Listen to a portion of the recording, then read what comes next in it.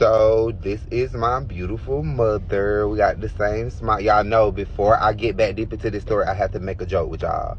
So y'all see we got the same smile and we also have the same shape. I got this. Okay, I gotta stop. We are shaped the same. Stop.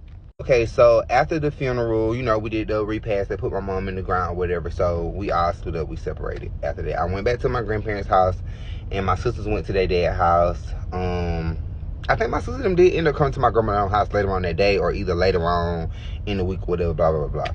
So time progressed on. Now, this is leading up to the court case, y'all. And it's so crazy because I had got in my head that I'm thinking that maybe that all the people that I'm close with, like, I was asking God, like, are you punishing me? What did I do wrong? Like, I didn't do nothing to nobody. Like, it was a lot going on in my head because my mom died. These are people that I was so close with.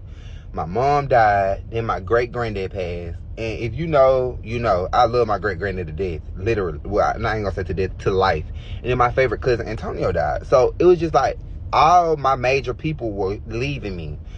With an exception of a handful of other people, but my main heavy hitters were leaving me, literally, like they were gone. So it was a lot happened leading up to my mom, leading up to the court case.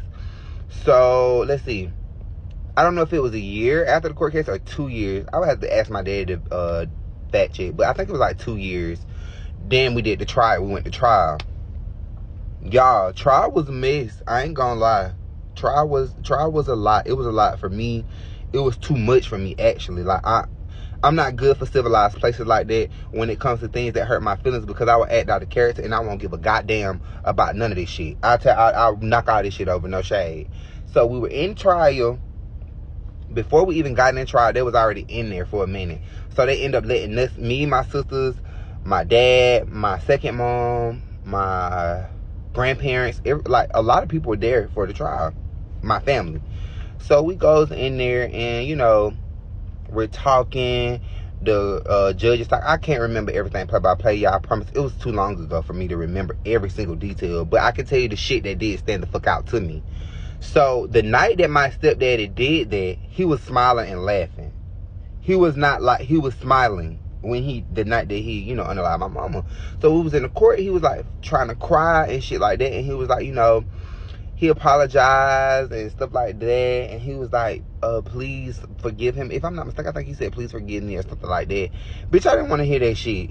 Kid, I want this bitch gone. I want this bitch head off her body. Cut him. Let me go get him how he got her.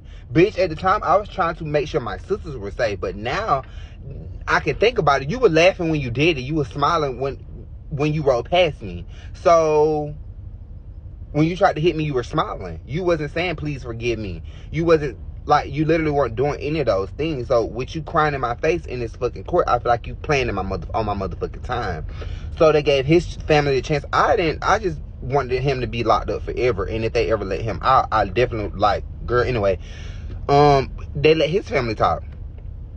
Nothing against his kids, his son and one of his daughters, because one of his daughters was like, she was sorry that happened. And then his son, his son was close as fuck, y'all, like literally close as fuck. So, and he's reached out to me, and I have spoken to him, and you know, we done had conversations on this topic. So shout out to you. You know exactly who you are. I'm not gonna say your name, but you know who you are, and I still fuck with you the long way, strong way, because you respect me as a man, and you also came to me as a man about the whole situation, and I fuck with you about that. But when we were in the courthouse, my stepdad, which I told y'all we're gonna call him Tom, his brother said, the judge asked him something, and he was like, how do you feel about it? Do you want to say something like that? They gave his family the opportunity to say something, and he was like, y'all act like people don't die every day.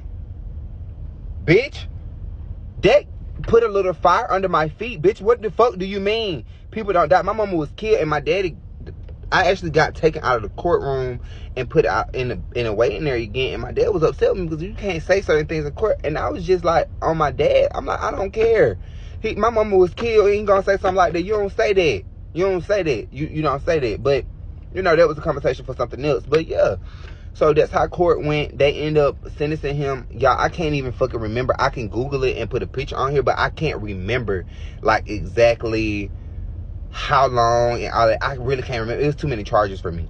But yeah, when his brother said that, the judge gave him more charges, because it's just like, that's so, what is the word that they used? I can't even think of the word that she used, but yeah, that's how the trial went.